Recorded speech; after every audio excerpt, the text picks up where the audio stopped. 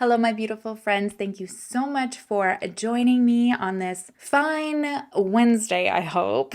If you're new here, hi, hello, welcome. I am Sherilyn, and I am so glad you found me. If you're not new here, welcome back. Thank you for joining me every single Wednesday or upload because we are working on more content. I love hanging out with you. So thank you for coming, no matter what day it may be. Today's case has been weighing very heavily on my heart and emotions. There's a lot that I want to discuss and go through and share with you. So we're going to keep this intro very, very short and sweet. We're going to get right into it. But before we do, as always, I have to give a huge thank you to our sponsors who keep this channel alive and allow me to do what I do and use my platform to try to bring as much awareness as I can and help as many people as I can. With that being said, thank you for listening to this quick message. Before we get started, I want to give a huge thank you to today's sponsor, Care Of. If you don't know what Care Of is, they are a subscription service that ships high quality, personalized vitamins, supplements, powders directly to your door. So you don't have to go anywhere for them, which I love because staying consistent with a vitamin routine, most of the time I fall off because I don't want to leave my house and go to the pharmacy to get my vitamins again. So it really helps you stay on track. Plus, they also have an app. So that bad boy gives you reminders to take your vitamins every day, which is very important to do. And then just by using the app, they reward you by giving you discounts, sometimes merch, just for tracking your progress. You guys know if you've been here for a while that I've been using Care Of already. So I recently added to my regimen. I have been desperately looking for a protein powder, specifically because I've been looking to increase my protein intake. And for me, it's really hard because I don't like eating huge quantities of things, if that makes sense. So I love using it in addition to a little, meal snack for when I'm not overly hungry, but I want to up that protein. Now, my problem is I need to have plant-based protein. Your girl's got a little bit of lactose intolerance, but if you consume plant-based protein, specifically if you've already had, like dairy protein or ones that are a little bit more creamy tasting and more rich, I suppose, plant-based protein has a taste to it. And it's very hard for me to consume. And I am not going to lie, my expectations were very low when I ordered the protein, but I was like, we're just going to try it. Now, you know me, I'm going to be honest with you no matter what. The protein still has the hint of this. I wish I could explain what the taste is of plant-based protein. It's this certain taste. And I was using this one company. I had used them prior to switching to plant-based. And when I saw that they had the plant-based stuff, I was like, okay, because I liked their other protein, let's give it a shot. I thought maybe the package had expired. That's the best way that I can explain it. Like maybe it was extremely old and I just got a very bad batch. So I went and bought another one. And that was not the case. It was just the taste of plant-based protein. So when I got the one from Care Of, I was really nervous. And quite honestly, it's plant-based protein. So it has this hint of what I was referring to. But, and I'm not saying this because of sponsorship, I am being 100% truthful. It was in no way compared to the other brand that I was using. It was like the initial sip, I was like, okay, that's that earthy taste. Earthy, I think that's the word I'm looking for. You could taste the earthiness. And then I could just taste chocolate. So I'm telling you, if you know what I'm talking about and you need a plant-based and you can't do plant-based, this by far is my favorite that I have tried. Now, I can't speak for the vanilla flavor. I've only tried chocolate because I like to put a scoop of peanut butter in it. So peanut butter and chocolate are just my two faves. So the chocolate was very impressive. Now, for this last order, I specifically knew what I was looking for. But if you are just starting with Care Of and you have no idea where you want to start, but you are, we're getting into fall, new season, new lifestyle changes maybe, and you're thinking, I'd like to get on a nice little vitamin routine or supplement routine, but you don't know where to start, they have a very easy, I think quizzes are fun, very fun quiz to take online. You kind of just let them know what your goals are and what you're interested in making improvements in, and they do all the work for you and recommend what you should take. It's really just that easy. And Care Of has offered my Sippendales a wonderful discount of 50% off your first order. All you have to do is go to takecareof.com and then use my discount code Sherilyn50. Once again, that is 50% off your first order. Just go to takecareof.com and use my code Sherilyn50, or you can click the link in my description. All right, today's case, there is something about it that I just need to talk about. It's a case that I think a lot about. Whenever I see something on it, I try to dissect it to see if there's some sort of clue. And in doing that and following the story, I've learned that the family has really been struggling with support despite how, I guess, mainstream and popular this case is. If you are a regular Sippendale, you know that I like to cover cases that don't get as much exposure or attention. There's numerous reasons for doing that. Obviously, I want to bring attention to the cases that don't get a lot of media exposure. I also don't want to, just keep regurgitating content that you've already consumed. But this one I wanted to talk about because I do want to show that there definitely is, I don't know how I want to word this. I believe that there's almost a responsibility, and it was a very big wake-up call for me, not only as somebody who watches true crime, but as somebody who creates content on it, that, and I've said this before in other videos, when the episode ends, there is a family that is still reeling and still looking for answers. And even though you think that you are watching something that has been told a lot, or specifically in this case, there have been movies, Lifetime movies done on it. This is not just a story. This is something that happened to real people.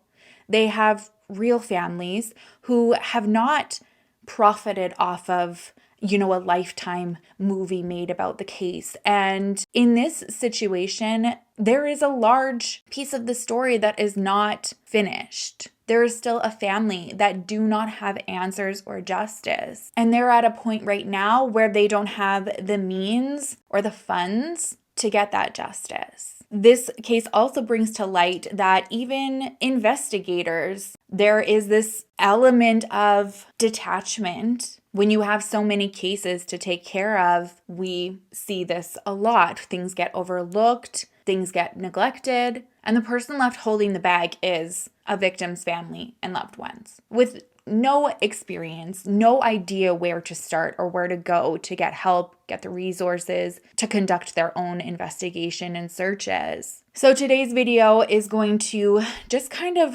allow you to hear a little bit about that. Before we get into that, I'm going to go over the case itself so that you can become re-familiarized with it. If you have heard about it before, or if you haven't, you'll have an idea of what I'm talking about. Today we are talking about the murder of Kathleen Savio and the disappearance of Stacy Peterson, two women who both happen to be married to Drew Peterson. You guys know I'm not somebody who can hide emotions very clearly. That's if I'm happy about something, really sad about something, angry about something, or just disgusted by something. And I'm all of those emotions. When it comes to this grime bucket of a guy, my skin crawls. So apologies if, you're somebody who's like highly sensitive to somebody's emotions and you pick up on that. But I know right now the lingo with the kids is the ick. This guy gives me the ick. He is the ick. Just hearing his voice, you know that he's one of those creeps who just tries to talk you up, thinking he's got this swag, and then as soon as you leave the conversation, you feel like you need to go home and shower and just wash off the grease ball. Tell us how you really feel, Sherilyn. How he was able to land more than one beautiful, intelligent woman is beyond me. I really don't even want to get into too much of his backstory and stuff, but I figured just for context and to allow you to have more insight into everybody that we're talking about here, I'll touch briefly on him. Allegedly, people who actually knew him, especially from a young age, said that he was hardworking and that there was a point in his life where you could count on him to show up if you needed him. His dad was in the Marines, so he had that, I guess, standard of expectations of structure and rules. I think when I was reading about the character he was in school, he was like the class clown. And it wasn't in like a respectful, funny way. It was more in a troublemaker way. I think that showed his true colors. For instance, he was a part of the football team, but he was always needing to run laps because he was acting up and getting into trouble. He ran so many laps as a punishment in football that he decided that he was going to join the cross country team because he was apparently a good runner from getting all of that stamina. So when it came time for him to pick a career, he looked up to his father and he ended up entering the Army's elite division of the police. So he would guard and protect powerful people like politicians. He did this for 2 years and then he left and he joined the police department in Bolingbrook. Once he was hired on in Bolingbrook, he became a member of the undercover narcotics team. And this is a division where you are essentially trained and required to lie and deceive and be somebody that you're not. Now, Drew seems like the person who, when you give him an inch, he just takes a mile. He just thinks that he's untouchable. And so when you're in a position like this, where you are given permission to be dishonest, he was just the one that took it too far. There were allegations and investigations that he was trying to bribe connections that he found in this underground world that he was supposed to be this undercover investigator doing good work with. And they ended up turning on him and going to authorities and being like, listen, your guy actually tried to bribe us and come on over to our side. Initially, he was fired for conducting an unauthorized investigation, but he was able to take this unjust firing, he said, to court. They found that he had enough of an argument that he was given his job back. It's important to know that Drew has a pattern in life, not just breaking the rules and then getting out of trouble, but also when it came to his personal life. So Drew married his high school sweetheart after graduation. She was a woman named Carol Hamilton. They had 2 sons together. Their names are Eric and Steven. And she was the first of many stunning beauties that came into Drew Peterson's life. Just gorgeous. And he cheats on her. And his explanation is, it was part of the job to gain trust with women and flirt with them. And it just went too far. So this was the first of a continued pattern that was going to happen. In 1982, he marries another woman named Victoria. She was the mom of a little 7-year-old girl when they met. Another showstopper. Again, 10 years into the relationship, he cheats on her. Now, Victoria has not had a lot to say about Drew. She doesn't want to put too much out there. There's an element of her still being fearful of him from what I can gather. But what she has put out there publicly is that he makes her very uncomfortable. She shared about one story where one night after they were separated, she woke up to find him standing over her bed just staring at her. And this just gave me chills because I've had this done to me. To this day, I think about that what if, so I could really relate to that fear for her. Vicky also suspected but didn't have proof that right before the end of the relationship, he could have possibly done something to her car because she was in a very serious accident. And then as she was thinking about things, she thought, okay, well, did my brakes malfunction? Was something deliberately done to cause this? Vicky's daughter also explained her experience. He was extremely strict, which were her words, and extreme with punishment. He's denied this behavior, but another woman came forward after the dissolvement of this relationship, and she said that there was a point where she was briefly engaged to him. She was a 20-year-old woman named Kyle.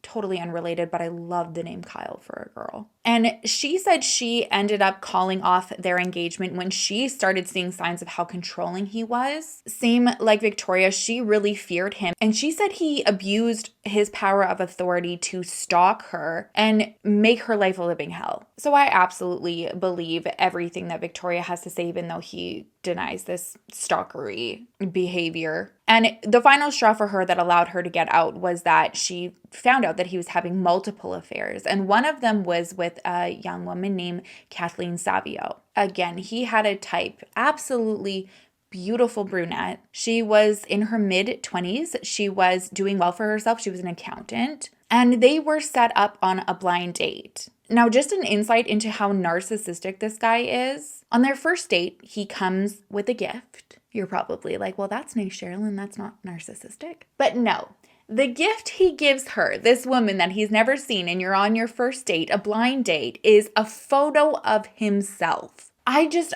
never, I can never understand people like this. I don't know where Kathleen's mind was, obviously. I can't speak for her in that moment, but those who knew her say that it seems like he was able to woo her. He was able to spoil her, unlike she had been used to. So he would take her on trips, buy her really nice things. He bought them a beautiful home. One thing that was also very important to her was having a family and children. And he said, even though he had 2 children already, he still wanted more. So he was able to, provide for this family that she wanted. Keep in mind, when they first met, he was still married. He told Kathleen that he was in the middle of getting a divorce. His excuse was that his wife was a cocaine addict. And she believes it. I mean, why wouldn't you? So 6 months after their first date, they were engaged. And then when the divorce was finalized in 1992, they got married. The wedding day was kind of somber.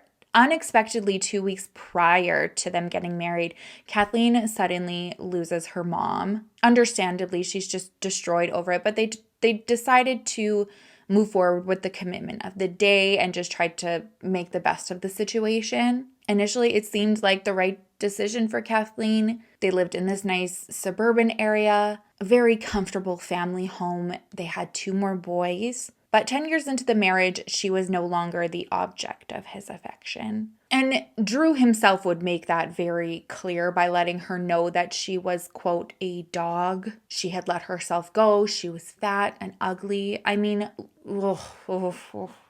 spreading awareness for domestic violence is just huge for me. And part of that is showing that domestic violence just doesn't all of a sudden one day end up being physical. It's these verbal and emotional attacks and just breaking somebody down that is so important to be aware of and to absolutely not tolerate and to walk away before it gets to that point of it being physical. You deserve so much better. Someone who can look at their wife, at the mother of their children, and call them names like this. They are a monster. They don't deserve second chances. The second you utter a verbal assault or attack, you're done. You gotta be done. It never gets better. It never changes. And from there, it just escalates. And that's exactly what happened with Kathleen. The verbal abuse also turned physical. There is a report of her being seen at a hospital covered in bruises, including a black eye and a cut to her forehead. Now, at the deterioration of Drew and Kathleen's marriage, in October 2001, he met a 17-year-old named Stacy Kales. Stacy's family has seen a lot of tragedy, and it's something that I really want to touch on. I have seen,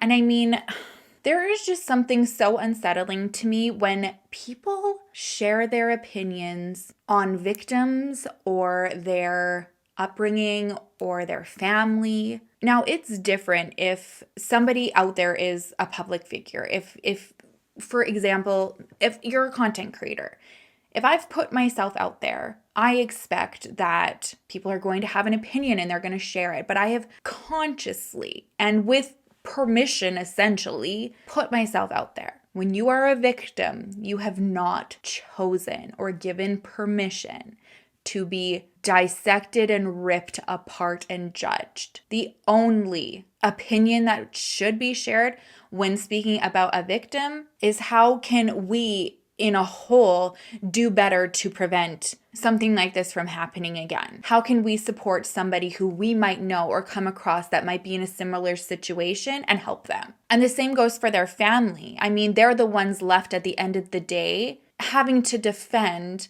not only their character sometimes, but their loved ones. It just makes me sick. And with these high profile cases, I find that happens so much more often, and people are much more desensitized and willing to just throw out accusations and assumptions and victim blame. I think one of the reasons why I'm really fired up and passionate about this is you all know that I cherish those opportunities where I actually get to speak with a victim's family or work with them, or like I have recently done with the Elmquists, go out and meet them. These aren't just characters in a story. These are real people. And in this case specifically, I had the honor of speaking with Stacy's sister Cassandra, who has been her biggest advocate, fighter, voice. This woman, I don't know how she's able to continue doing it after all of these years. She's unbelievable. I think something I want to touch on just to give context into Stacy's life is she didn't have this wealthy, always healthy, positive upbringing. She and her siblings definitely went through some hard times. Now, Stacy was the third of children born to Christy and Anthony Cales, but when she was born, there was only her older brother. The second child that was born to the Cales, a little girl, had died in a house fire in December 1983, just about a month before Stacy was born. That child was also not the only young baby for this family to lose. After Stacy, another 2 girls were born, and the youngest died of SIDS when she was just a baby. Absolutely tragic what this family has gone through. Because of it, understandably, there was a lot of damage done to the family. As parents, they struggled to cope with that loss. Oftentimes, they turned to alcohol to numb them. And it's been said that their mom also would go missing for extended periods of time, sometimes weeks on end. Because of this, the kids were often left to fend for themselves. They really, really relied heavily on each other to take care of one another and became very close. That only intensified when one afternoon, when Stacy was only 14 years old, her mom went out for a walk and never came back. After her mom left, the 3 kids and their dad, they bounced around. One person they turned to a lot was their mom's sister, their aunt, to go to for, that motherly role. I read that specifically Stacy had quite the bond with her aunt. Another woman that they looked to in a motherly figure in their life was their half-sister, Tina. I guess there was a brief time that Stacy also went to go live with her for a little bit, and she was her mom's first daughter with another man. So Stacy really, really looked up to Tina, and it was through her that she got that love and safety that she didn't have from her mom. Despite the hardships of their upbringing, everybody who knew Stacy said that she was just this light in the darkness. I guess she had this natural ability to just see not only the good in people, but in situations, and just refuse to let her situation define who she was. She also didn't seem to have a resentment of needing to grow up too fast. She was very motivated. She didn't turn to a rough crowd for that validation or drop out or anything. She finished up high school, and right after graduation, she got a job as a desk clerk at Spring Suites Hotel. This was not her, ultimate career goal. This was what was going to get her to where she wanted to go. Ultimately, her dream was to go to college and become a nurse, because she just had this natural ability to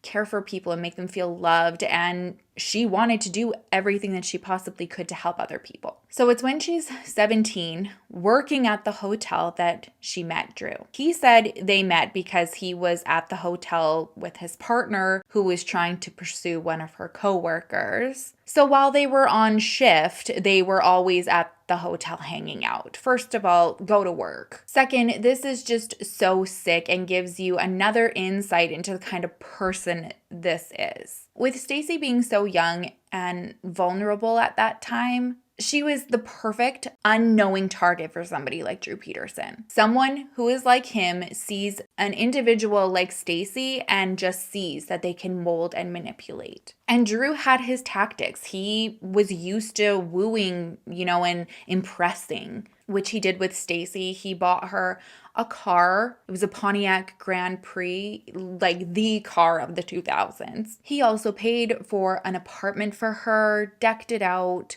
In her mind, I'm sure she, felt that sense of security and financial comfort that she didn't have growing up. I guess around the department, there was rumors swirling about this very inappropriate underage relationship. I guess it wasn't received well. Allegedly, it was investigated. I think the intention was to go for sexual abuse charges, but because Stacy was 17, that was the legal age of consent in Illinois. So not only was he able to stay at the department, but he was able to forge on with the relationship. Also, remember, he's still married to Kathleen at the time. Allegedly, Drew told Stacy that yes, he was still married to Kathleen, but the relationship was over, and the only reason that they were still living together was out of convenience for the children. He told her he slept in the basement, even going as far as to sneaking Stacy in the house when Kathleen and the boys were asleep, making her feel like this extra bedroom downstairs was his and that Kathleen was upstairs in her room sleeping, which was not the case. Kathleen ended up getting an anonymous letter. This was like Jersey Shore Gate style. And in the letter, this is how she finds out that Drew is not only having an affair, but how young Stacy is. Now, this is not the first time that he had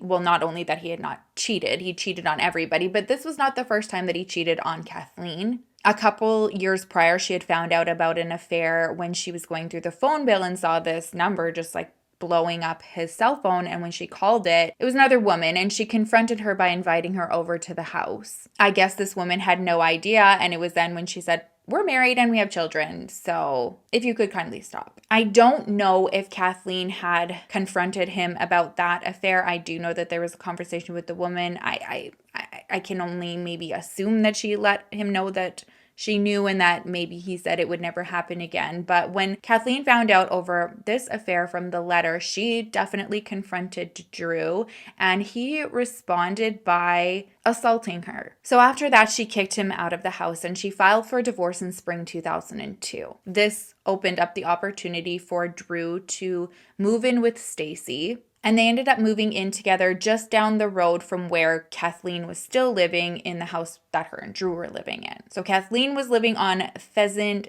Chase Drive, and Drew and Stacy moved on Pheasant Chase Close, which was torturous to Kathleen. Drew made his presence very known. The divorce was also so messy, just fighting on everything from custody to spousal support. But after getting away from Drew, Kathleen was not going to bow down. She was prepared to fight in court, which they did, but I don't think what she was expecting was the fighting to also continue in her home that she was still living in. Even though she had gotten away from Drew, police were called to Kathleen's house 18 times for domestic abuse calls. Not all of these reports paint Drew as the aggressor. There were times that the script was trying to be flipped against Kathleen, but 12 of those calls came from Kathleen towards Drew. One of the worst events was on July 5th, 2002, when Kathleen said that Drew broke into the house and held her at knife point. During this incident, she was told to just sit on the stairs while he held a knife to her and told her for hours that he was going to kill her. The whole situation was terrifying for Kathleen, not only just because of Drew, but because she felt like when she called for assistance, she felt almost ganged up against. Most often, the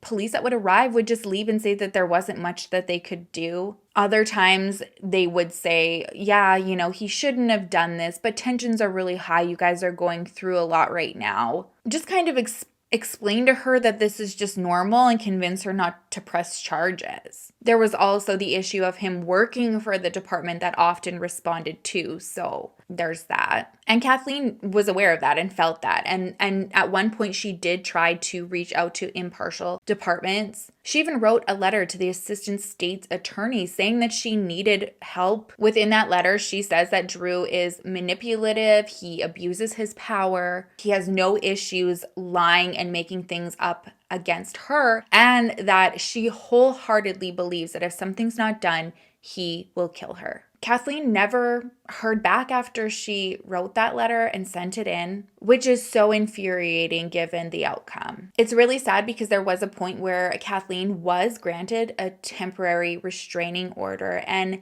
just to show her character, she ended up dropping it when she found out that if there were charges laid against him, he wouldn't be able to carry a gun, therefore he wouldn't be able to work. So in order for him to still work, she drops the charges. Again, I can't speak for her, but I think in 2003, she was kind of feeling like, okay, we're getting somewhere and there's more of a distance between her and Drew being put there. He's now focused on his new life with Stacy. In 2003, when she was 18 years old, she got pregnant with her first baby. She had a little boy that she named Anthony, named after her dad, which shows her loving nature. I'm sure a lot of people in Stacy's situation could have a laundry list of reasons to carry resentment against their family for not always being able to provide maybe the way that they wanted to. So when I heard that she named her son after her father, I thought that that was really a testament to,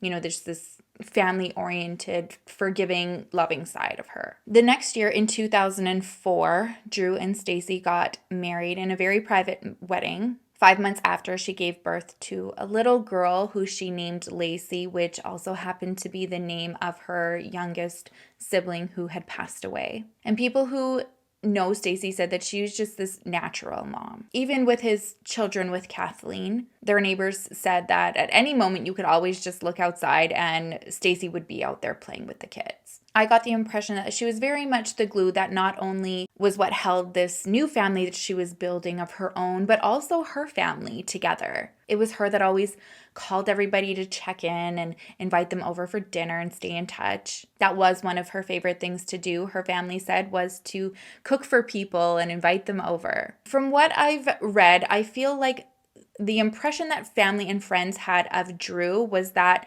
he was a good provider to Stacy, but that came at a cost. He was very controlling, not always in an obvious way though, which I think is important in these situations to know those signs. His thing was he was always watching. She couldn't go very far without him being right behind her. Even neighbors noticed that when she was out in the yard mowing the lawn, he was standing at the door just watching her. I mean, at that point, if you're just gonna watch it, just go out and do it with her.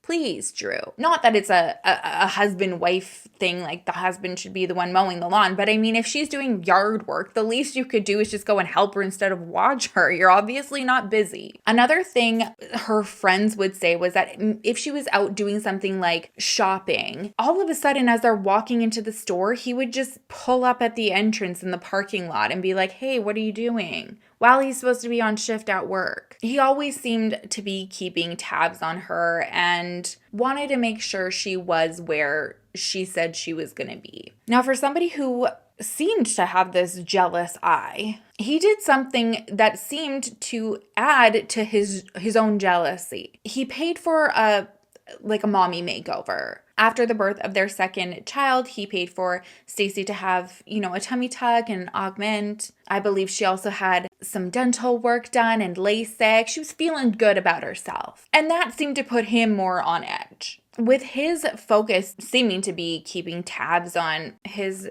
new wife, in 2004, Kathleen is doing her best to move forward in her new life. The divorce was winding down. It was looking like she was going to keep the house. It also was looking like she was going to receive a decent amount of child support and a portion of his pension as well. She was also trying to move on in her life romantically. She recently started to see somebody who was a huge part of her life in the past. For years, they had known each other platonically, but at this point in their lives, it just seemed to align for them to give it a shot as a couple. Unfortunately, Kathleen's happy ending would never be. On Monday, March 1st, 2004, a year and a half after Kathleen had sent that letter fearing for her life, she was found dead in her bathtub that happened to be drained. It was a dry bathtub. Obviously, the first person investigators want to talk to is Drew,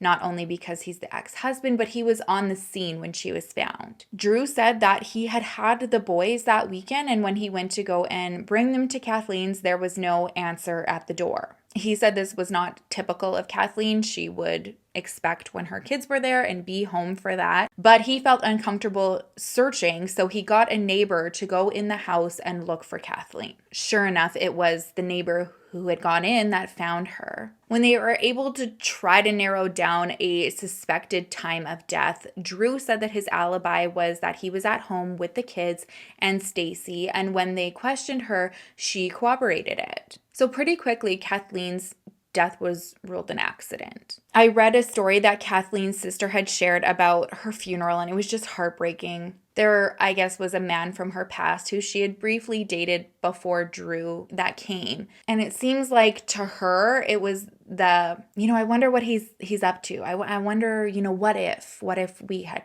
made it work, and not really knowing what his feelings were, but it became apparent at the funeral that his feelings were the same. He told her sister, I still love her. I should have married her. And if I did, she'd be alive. Another story that was shared at the funeral came from Drew, who was overheard saying that after, closing all of the estate stuff, he would now be able to sell Kathleen's house and use the money to pay off his current house. And then with whatever money was left over, he was going to pay off debt and open a bar. What an entrepreneur. So after Kathleen passed, the two boys that Drew and Kathleen had together moved in with Drew and Stacy. And Stacy took on this role of step-parent effortlessly. She always tried to do everything in her power to make sure that the boys never felt like they were stepkids or not her own, and that she didn't love them any less than she did her own children.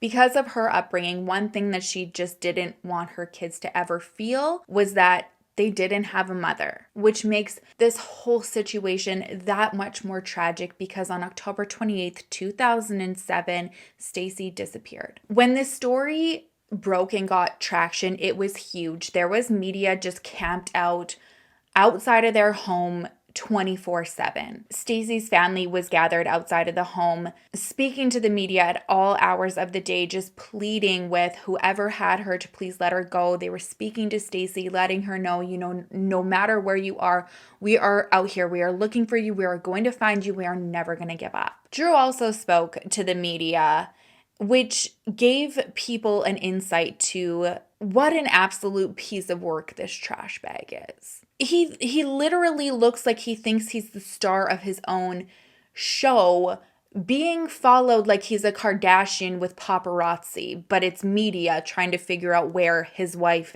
is. He's just performing, playing around, cracking jokes. It's infuriating for me to watch, and I don't even personally know Stacy. So while her family is just pleading for people to keep looking and that there's an urgent need to look for her and that something isn't right, Drew is telling people that everything is fine and that Stacy ran off willingly with a new guy. He did countless interviews where he spoke about her in such an unsettling light. He tried to make people think less of her. He said, she just loves male attention. And ever since her sister passed, she was a different person. And her family is just sick about this because they know Stacy would never just leave. First of all, she had never had those characteristics, not even, in an adolescent, like I'm running away from home and I'm running off. She was so close with her family, particularly her sister Cassandra. She had no reason not to call and say, I can't take this anymore. I gotta go. For whatever reason, if she did decide that she was just gonna up and leave, she would have taken her kids. Like I said, she made it very clear that every moment in life that she lived was for her kids and to be present for them and be the mother that she didn't have.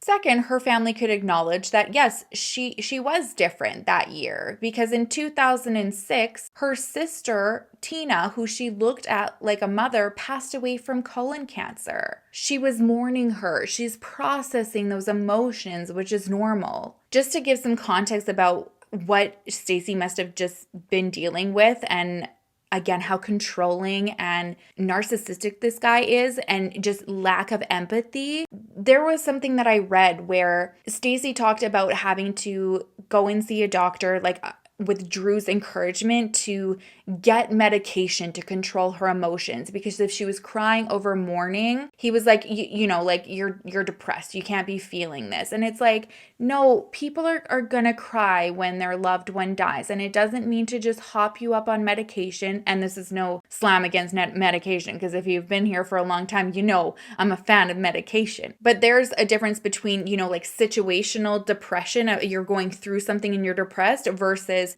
somebody like me who is diagnosed like clinical depression. I'm missing, the chemicals in the brain to balance things. So poor Stacy did not need to just be hopped on medication so that she just would feel numb and not process the grief of losing, who's somebody who she looked up to as a mother. This is when her family started to hear more about what she was going through behind closed doors. And they started learning how controlling he was, that he was emotionally and verbally abusive. They suspected physically as well. This is also when they got a better idea of how much Stacy was accused of having a wandering eye or cheating on him. In fact, one of the people that he accused Stacy of cheating on him with was her own sister, Tina, who had passed away, her husband. He accused her at the funeral of having an affair with him because the two of them were the last ones at the casket, having such a hard time just saying that last goodbye and walking away. And so he was like, oh, like, are you guys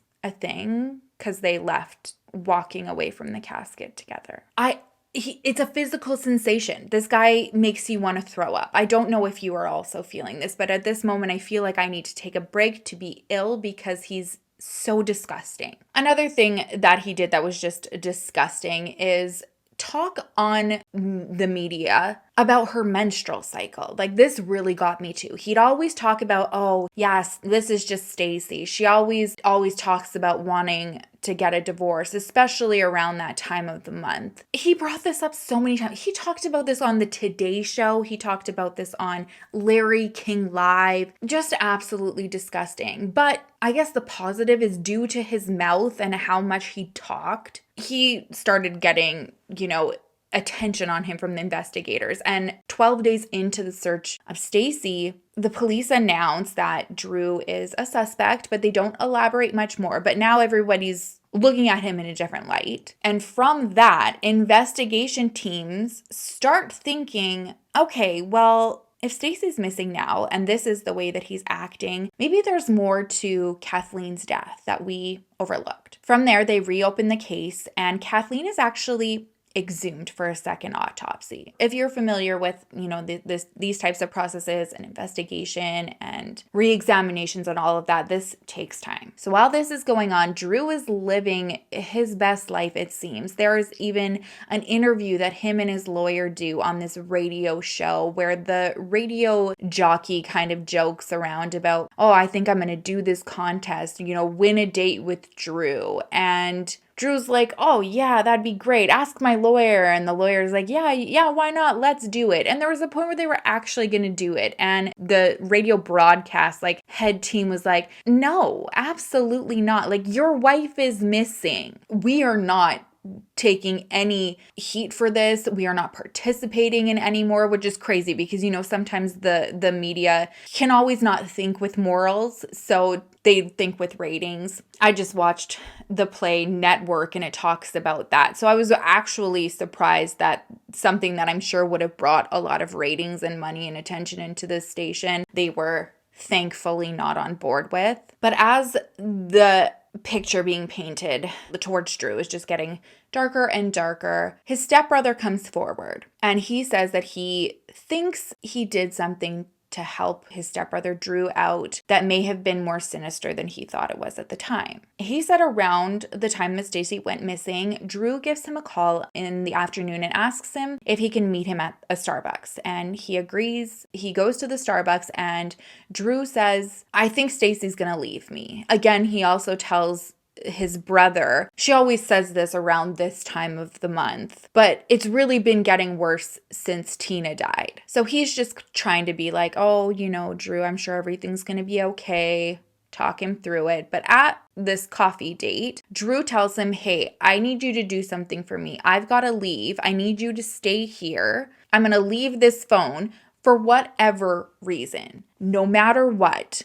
Do not answer the phone. So he's like, okay. Drew leaves. About 30 minutes after, a call comes through and the name on it says Stacy. He does, as he's told though, he doesn't answer it. So he doesn't know if it's Stacy. Again, about 20 minutes, 30 minutes later, Drew comes back, gets the phone, and then he leaves. So later on that night, Drew calls again. He says he needs him to come over and help him with something because Stacy can't help him because she's out with her sister. When he gets to the house, Drew takes him upstairs to his and Stacy's bedroom, and beside their bed, there's this blue plastic barrel. He says about like 55 gallons, and it's in their bedroom, and he helps Drew bring it down. He asks Drew what's in it, and Drew says that it's chlorine for their pool, which naturally he's like, why would this be upstairs in your room if it's for the pool? He takes it downstairs with him, though he doesn't want to go anywhere negative, and he helps Drew pack it into his Denali. He said that after that, he drove away and watched Drew drive off. I can't speculate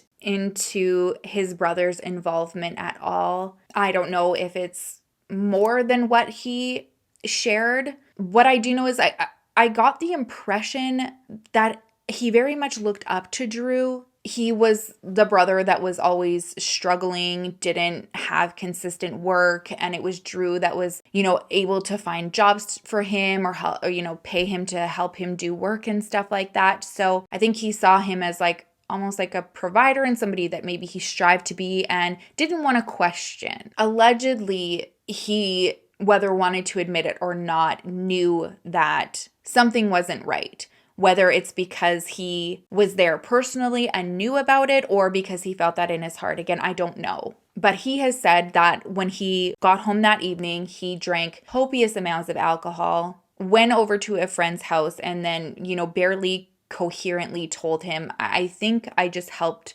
Drew get rid of Stacy. The friend was just kind of like, what are you talking about? He was so drunk. So he left, went back home, passed out, and then woke up to his girlfriend saying, Stacy is missing. Allegedly, when he finds this out, he goes to the kitchen, again, just drinks so much alcohol, passes out, wakes up, takes a handful of pills, and then the next time he woke up, he was in the hospital. So when he comes forward with this information, Drew's questioned, and he just says he invented that he's got issues, and that's not true. Drew's story of the day that Stacy disappeared is that he left work early. He got home around 3 or 4 in the morning. He woke up at around 9 a.m. and said that he could hear the kids playing. And then he said he spoke to Stacy about her plans for the day and that her plans were to meet a friend to go and paint her brother's apartment for him. Now, Stacy's friend said that she did talk to him around 10 a.m. and the plan was to go and paint her brother's apartment. But after that call, when she said she was on her way, she never showed up and she never answered her cell phone. Nobody in Stacy's family or circle of friends heard from her again. Drew said that he did speak to her later on that day. It was around 9 p.m. and Stacy called to say that she met another man and she was not coming home. And he seems okay with it. He doesn't want anybody to ask questions. Don't look around here. We don't need to look for her. This is the guy who would follow her in parking lots to make sure that she was actually going to go to the shopping store that she said she was going to go to with her kids. But he just gets this call and he's like, yeah, okay, no worries. I'm good with you leaving me, and doesn't want to track her down. The belief is something happened to Stacy not long after she got off that phone call with her friend to say that she was going to go and paint. Her neighbor said that she called around noon to talk to Stacy, and Drew was the one that had answered the phone. My understanding is Stacy was very close with her neighbor, and so were her children. So the neighbor said, okay, well, I have candy and some stuff for the kids over at my house. If you want to just send them over, they can come and get it. So Drew said sure. And then he asked if she could watch the kids while he ran some errands. She watched the kids for a little bit, and then she didn't hear from Stacy at all that day. And it was the next day that she gets a knock on her door and she's expecting it to be Stacy, and it's Drew. And he tells her that Stacy left him for a guy and took $25,000 out of their safe. She's not really sure what to think. It doesn't make any sense because, like everybody that knows Stacy, she knows that she would never just like up and leave and wouldn't say something. It's later on that same day that she, gets that clarification and that validation of those feelings when there's a knock at her door, and this time it is Stacy's friend and Stacy's sister. And they're like, do you know where Stacy is? Because she was supposed to come and paint and she never showed up. We can't get a hold of her. And I mean, the thing that they just keep going back to is she would never leave the kids. Drew keeps saying that she, up and left and she's moved on, but she would never leave the kids. And it's actually one of the kids who says they were fighting yesterday morning and Stacy left and never came back. As soon as her sister finds out that there was an argument and that the neighbor also did not know where Stacy was or hadn't spoken to her, she goes to the police department to file a missing persons report. That's when, the media kind of got hold of things and we got to see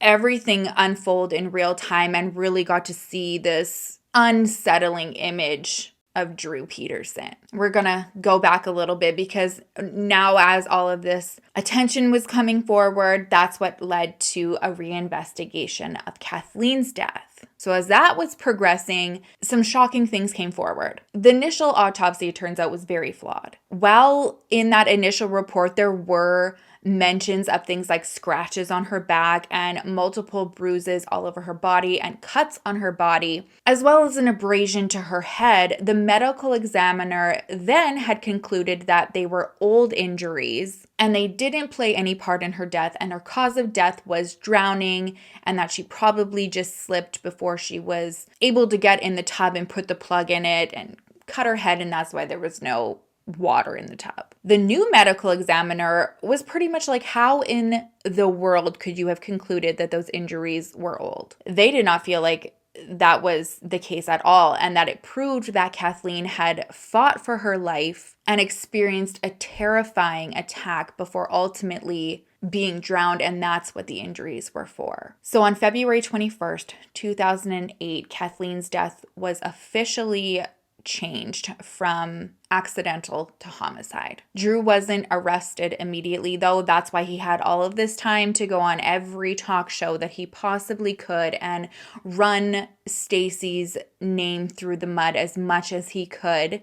He was arrested about a year after for the murder of Kathleen. That's obviously because these things take time. Prosecutors need to make sure that they have enough evidence that isn't going to lead to reasonable doubt. And one of the testimonies that I think was very powerful at Kathleen's trial was from Drew and Stacy's pastor. He mentioned that Drew and Stacy had come to see him about 6 times to talk about issues that they were having in their marriage. He said that those sessions stopped when he ultimately felt like he wasn't going to be able to provide any more solutions to save the relationship, and that it was Stacy who came to see him the last time that he had seen her alone. And during that meeting, she told him that she believed Drew did something to Kathleen and that he said she had to cover up for him and say that she was home that whole night, which Stacy said was not true. He was not home that whole night. Now, if that wasn't damning enough, the defense called Kathleen's divorce attorney. Allegedly, they thought it was going to be a good idea to try to discredit Stacy and paint her in a negative light. And when he gets on the stand, he says that just days before Stacy disappeared, she called him and she wanted him to know that Drew killed Kathleen. It was definitely, I'm sure, one of those moments where the jury or people listening to the trial felt like Stacy was able to speak. And it definitely was powerful and made a statement because after 2 days of deliberation, the jury came back with a guilty verdict and he was ultimately sentenced to 38 years in jail. Not before, I guess, he went postal in the courtroom, though. I guess he was like screeching, saying he was innocent. He was yelling at the prosecutor, saying, look me in the eyes and don't forget what you did. So that trial brought justice for Kathleen, but to this day, Stacy has never been found. And there is no doubt in anybody's mind, really, I don't think, that Drew was responsible. I don't think anybody believes that Stacy just up and left her family to go and gallivant off with another guy. Even Stacy's neighbor has said that Stacy told her many, many, many times, if I go missing, it wasn't an accident. He killed me. Now, there was a man who admitted that him and Stacy had been recently texting back and forth before her disappearance. The two of them, I guess, had known each other years before, but hadn't been in touch until recently. And allegedly, she had just gotten in touch with him, seemingly out of nowhere. And when they spoke, she said she was going through a lot personally, and she had just randomly come across his number and decided to reach out. 9 days before she went missing, the two of them had gone to dinner. It sounds like it was very casual. It was at Denny's, and she even told Drew about it. She said she was going to meet up with a friend. He absolutely did not want her to, and Stacy was like, I'm going to. I'm allowed to go out and catch up with a friend. This guy that she went to go and meet up with says that yes, they did go and have this dinner, and that Drew showed up, sat at the table in full uniform, and for 20 minutes just stared at Stacy, and that it was very uncomfortable. Whether it had anything to do with this individual or not, allegedly Stacy had told a friend that she was going to tell Drew that the marriage was over and that he needed to be out of the house by that Wednesday coming up. If her stepson had in fact heard arguing that morning, maybe that is the conversation that they were having, and that she was just telling him that she was over and couldn't do it anymore. One huge piece of evidence that investigators and the family have is that the evening that Stacy disappeared at 11 p.m., Drew's cell phone pinged at the ship canal. This canal is about 25 feet deep, about 200 feet wide, and it's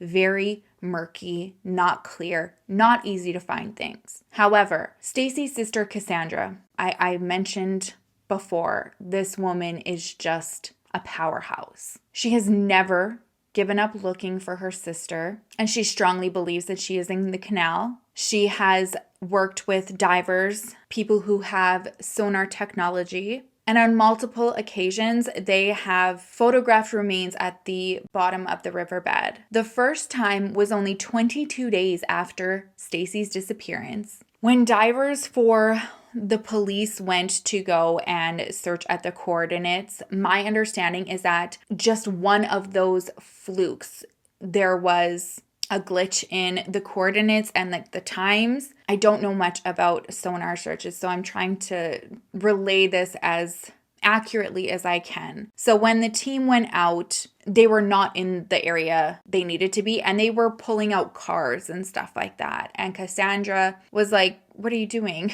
And they're like, we need to clear the area. Nothing came of the search, and Cassandra decided that nothing was going to get done at that point unless it was by her. She used her own money, coordinated her own team, and then in 2008, several miles away from where they had last found her, she found remains again. She again went and reported this, and nothing was done for over 5 months. At that point, when the investigators went out looking, they came up with nothing. And I mean, water does not stay still. Objects in there are going to shift. So this is where I am pleading with my Sippendales to help me out. Spread the word. Of course, I'm not trying to put all of the pressure on you, but I would love for you to share with others and bring to light how much these victims' families need our help moving forward after the episode is done. I know that a lot of people have this misconception, and specifically with this case, when I was talking about at the beginning where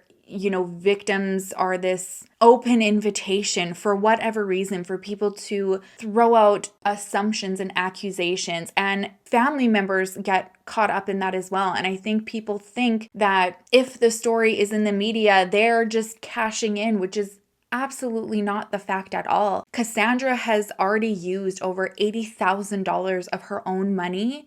She has cashed in her 401k. She is selling her belongings every paycheck, money is going towards trying to find her sister. Cassandra has 2 goals. Her first is to bring Stacy home and give her a proper burial. And the second is so Stacy's children know that she didn't just up and leave them. I want to be able to clear up questions that I have seen out there. Cassandra has a webpage. It talks about Stacy and her never-ending fight to find her. I don't want to go into a lot of details in terms of, some of the people that have reached out offering support to Cassandra and just like how some of that has played out. But basically right now, Cassandra's goal is to be able to afford her own equipment and take this search into her own hands, because at the end of the day, no matter what people are saying to her, what they've said to her, the help that they've offered, she has been let down. She has had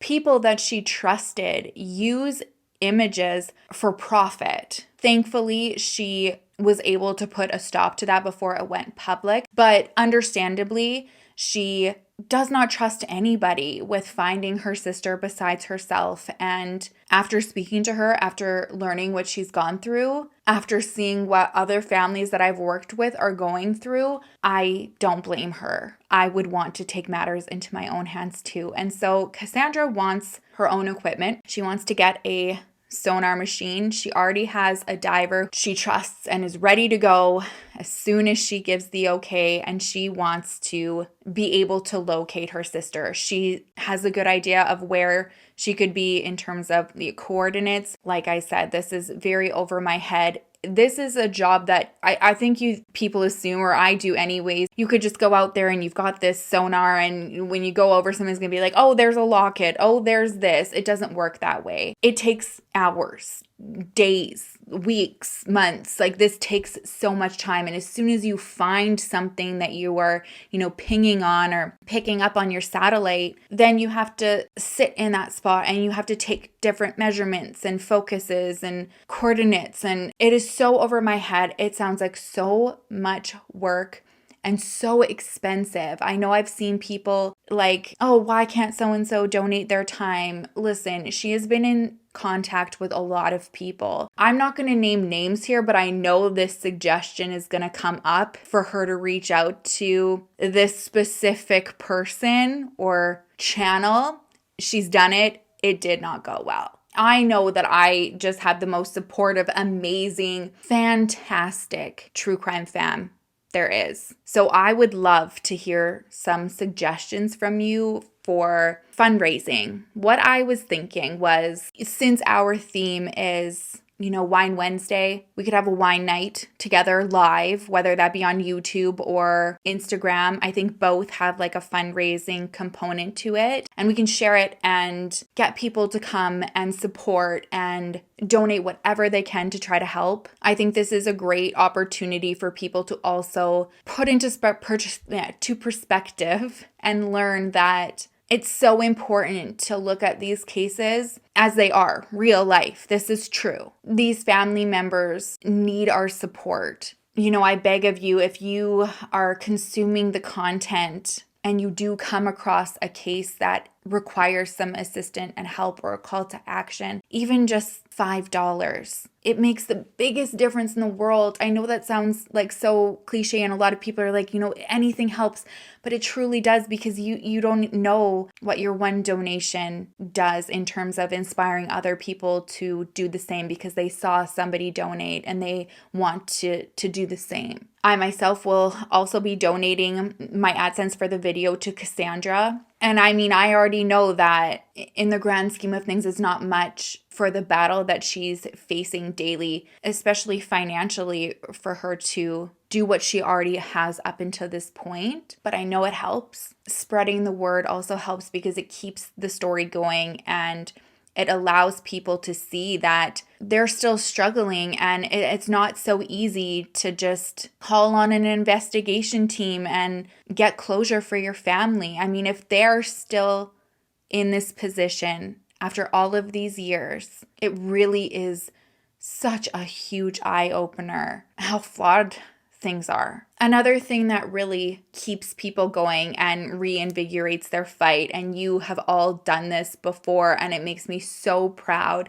is sending well wishes to family and letting them know that you support them and that you are not going to stop spreading the word until they have answers. So even just, sharing the information that is so huge. And so there's actually an email that is set up for you to send well wishes to Stacy's family. Keep them inspired, keep them fighting. And that's something that you can do even if you can't donate financially. It's so huge and it means so much. So if you want to do that, you can do that over at Well Wishes at searchingforstacypeterson.com. If you are watching this video and the live fundraiser is already done and you feel compelled to reach out and donate, you can do that at findstacypeterson@gmail.com. I just also want to throw this out there because, like I said, I've seen all the accusations and assumptions from random people who come across a story and just have no idea or respect. And for them, I'd like to clear up that if you're one of those people who is going to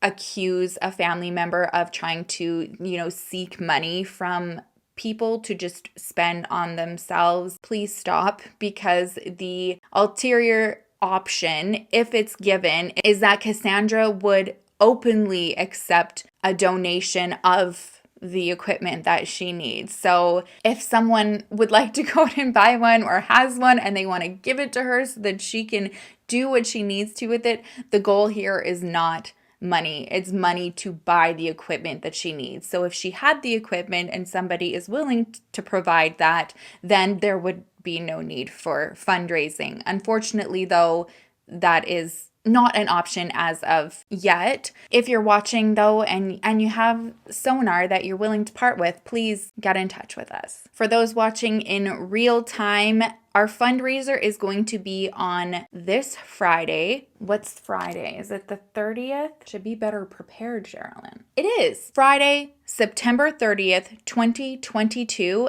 at 8 p.m. Mountain Standard Time. I will leave a message in the community tab, so please keep an eye out for that. I think I'll be able to do this all on YouTube. I just have to reach out to my girl, Suarez, because she does it. Chelsea goes live a lot. she knows the ins and outs, and I believe she's done a fundraiser on her YouTube, so I'm going to get some expertise there, and if I can get everything figured out on YouTube, we're going to go with that. Otherwise, it would be on Instagram. I know not everybody has Instagram, but I hope even if you could, go over to a friend's house and go live on their account and hang out with me. I'll keep you posted though. Keep an eye out for that in the community tab. I will have the final details hammered out by Thursday so that you are prepared of where you need to go on Friday. I can't wait to see you there. I've never gone live before, you guys. Actually, that's a lie. I went live once on Instagram and then I just showed you a little bit of behind the scenes from the Teddy Swim concert. So it really wasn't me getting to talk with you in real time aside from me getting to chat with you in real time in the comments. So I'm really excited to do that. I'm really excited to show Cassandra we've got her back, and yeah, I can't wait to tell you what we do for her family. Oh gosh, another thing I want to mention, I'm so sorry, you guys. If somebody is familiar with the case, they might see this. Recently, Drew Peterson's ex-lawyer has come forward saying that he has information about where Stacy is. I did speak with Cassandra about that, and the only clue that he really gave was that finding her does not involve this container that the stepbrother spoke about, and it's information that she already knows. He was issued a gag order by a judge that he's not allowed to share because of client confidentiality. It sounds like he is not going to reinstate his license or retire. So therefore, at that point, I think maybe he would be able to share what he knows. But my understanding is the information he knows, Cassandra already has. Another thing worth mentioning is that I don't think Drew Peterson is going to go anywhere anytime soon, which is very comforting. Not only is he in jail for the murder of Kathleen, but he also tacked on another 40 years to his sentence for trying to arrange the hit on the lawyer that the prosecutor that sent him to jail. So yeah, he's something else. Thankfully, he's not going anywhere, but we really need to ensure that and bring comfort and closure to Stacy's family by bringing her home and him officially being held accountable for what happened to her. At the end of the day, there's still no justice for Stacy, and there needs to be. Okay, thank you if you have gotten this far. I love and I appreciate you so much. I cannot wait to see you Friday, September 30th, 2022, 8 p.m. Mountain Standard Time. I just love you, and I know we are going to bring so much reinvigoration to Cassandra's fight. If I don't see you on the live, I will see you in the next video. I will miss you terribly. Until then, make sure to love each other, love yourself, and I will see you soon. Bye.